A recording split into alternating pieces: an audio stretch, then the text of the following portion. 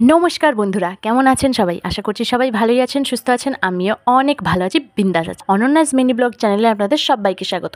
নিয়ে চলে এসেছি নতুন আবার একটা ভিডিও। স্কিপ না করে দেখতে থাকুন, আশা করি আপনাদেরও সবার খুব ভালো লাগবে। এই যে চলে এসেছি আবার একটা নেমন্তন্ন বাড়ি খেতে। আর নেমন্তন্ন পড়েছে, আমি যাবো না সেটা কি হতে পারে? গাইস, খাওয়া দাওয়া করতে হবে, যেতে তো হবেই অবশ্যই। আর আমরা এখন এসেছি আমাদের গুরুদেবের বাড়িতে, মানে আমাদের যিনি কুলগুরু তার ছেলের উপনয়ন, তো সেই জন্যই আমরা এসেছি। প্রথমে এসে তো আপনাদেরকে গেটটা কেমনভাবে সাজানো হয়েছে সেটা দেখিয়েই দিলাম, আর এখানে হচ্ছে মন্দিরটাও সাজানো দেখালাম, খুবই সুন্দর।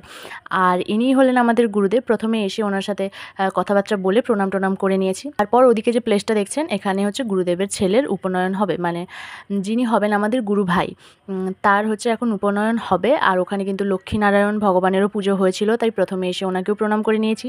এখন যজ্ঞের জন্য গুরু ভাইয়ের সাথে গুরুদেব বসেছেন একই সাথে। আর এখানে অনেক ফটোশ্যুটও চলছিল। আর আমরা গেছিলাম অনেকটা দেরি করে, তাই কিছুক্ষণ থাকার পরেই আমরা চলে এসেছি এখন খাওয়া দাওয়া করতে।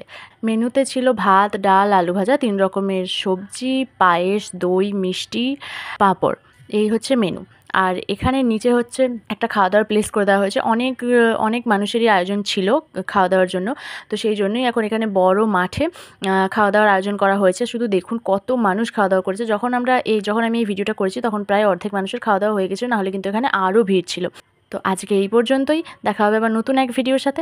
ভিডিওটা ভালো লাগলে আমার চ্যানেলটাকে সাপোর্ট করে দেবেন। সবাই ভালো থাকুন, সুস্থ থাকুন। দেখা হবে আবার নতুন এক ভিডিওর সাথে।